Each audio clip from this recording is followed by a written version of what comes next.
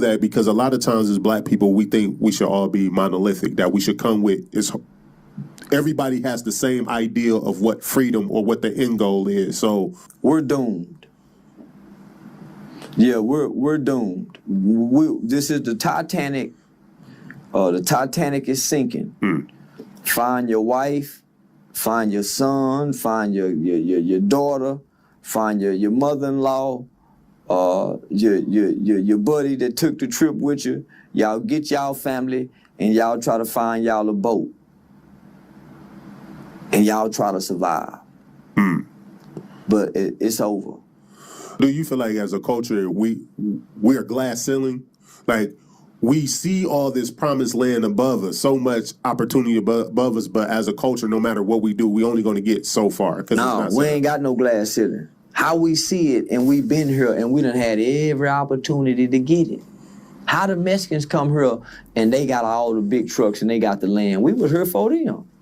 But it kind of makes sense, right? Like, so like, I look at myself, right? My mother, 71 years old. She never went to an integrated high school. So I'm 37, and I'm only one generation from Jim Crow. Yeah, they had land though. Grandmama and mama and them had land. Facts. We forfeited the land. Got you. Yeah, see, we didn't pay the taxes, and we didn't want to stay in the country. We didn't want to stay in the rural areas. So we had land. Yeah. All this land here used to be niggas. Right. We used to have tractors. We used to have cows. We used to have chickens. We used to have everything the Mexicans got. 'Cause I seen somebody brought the analogy at one time that when you look at Mexicans or Hispanics or Cubans, you can even say Haitians or Jamaicans and Africans, every other ethnicity that came here on their own, a few was able to come here, get established, bring the rest, they move in together, they build their own communities because it was by choice that they came here. But as you say, the nigga nation was snatched and robbed and brought here. And then, you enslaved 400 years, white people were able to get free labor. So, of course, they're going to be ahead. And then once they say, okay, we quote unquote free, you free with no assets. So you really building up from complete zero in 3 generations. But check this out. You have to go back to the Reconstruction era. Before when they was building the railroads in America. Okay. Black people thrive more than anybody. 1900s, 1910s, 1920s, black people, the black was vibrant. They had suits. They built Black Wall Street. They had Rosewood in Florida. Yeah. We had Jones Street, 9th Street, downtown Fort Worth. So many black places. Detroit, man, black people was vibrant. Right? During the right after the Reconstruction era. Start thinking about,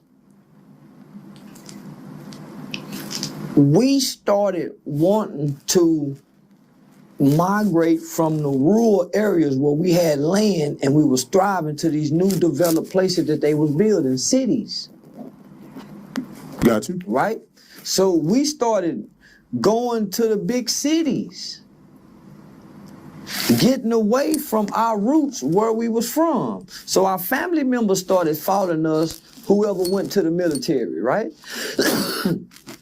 So we started forfeiting our land. We stopped wanting to wear coveralls and driving a tractor. We start conking our hair. Remember, we started conking our hair. We started wearing zoot suits. The jazz era. We stopped wanting to be country boys.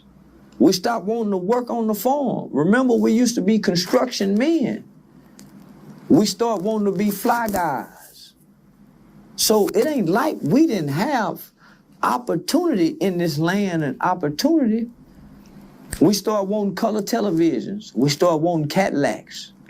We stopped wanting chickens. Then Dr. King come along. Right? Right. Dr. King say, at first they started out saying, we got our own neighborhood. We got our own stores. We want equal protection. We want y'all to stop coming burning our stuff down like y'all done Wall Street. Right. We want equal justice, equal protection, equal rights, and equal justice under the law is what the rights started out becoming. They went and found a dynamic preacher who could speak real good, and they changed the narrative to integration, segregation, desegregation. Let's go join them, Dr. King said. That's when we lost. Let's go join them. Let's go eat at they restaurants. Let's ride they bus. Let's go to they schools. That's what we started fighting for. So when they said, okay, y'all can eat at our restaurants, we go take the signs down. Oh, yay. We stopped eating at Mud Hill, John, and started going over there across the railroad track eating it there. So now Mud Hill and them, Big Shirley and them opening up their spots, but we don't want to eat at their spots. The white folks wasn't fighting to eat at our places. We was fighting to abandon our businesses. We didn't want to go to our school. We felt go to their school because Dr. King said, let's go join them.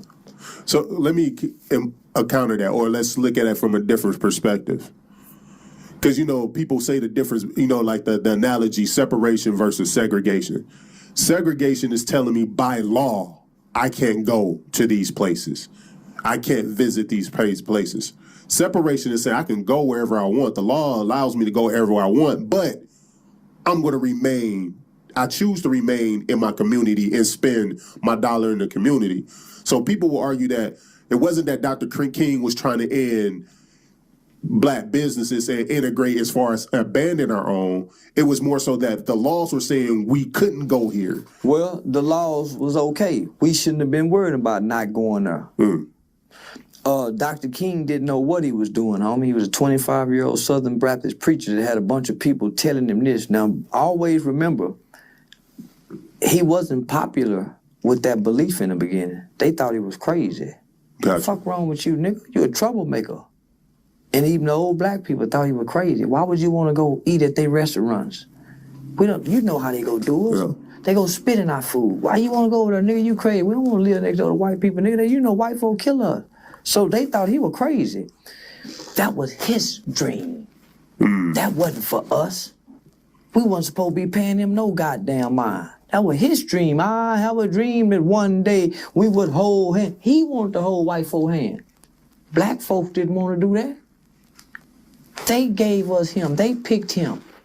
So he pushed the narrative, not knowing the consequences. Toward the end of his life, he told Harold Belafonte, I think I led my people into a burning building.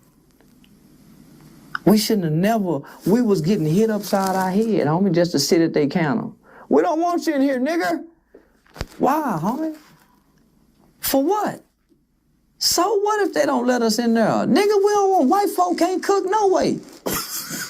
Nigga, who wanna go eat a white person's apple pie? Fuck that, nigga, please. That was his dream because his grandmother told him when he was a little bitty boy, he couldn't play with that white boy. That was his dream all his life. So they took his dream and made it ours, and it became a nightmare. We go take the signs down, just go out there and tell them something.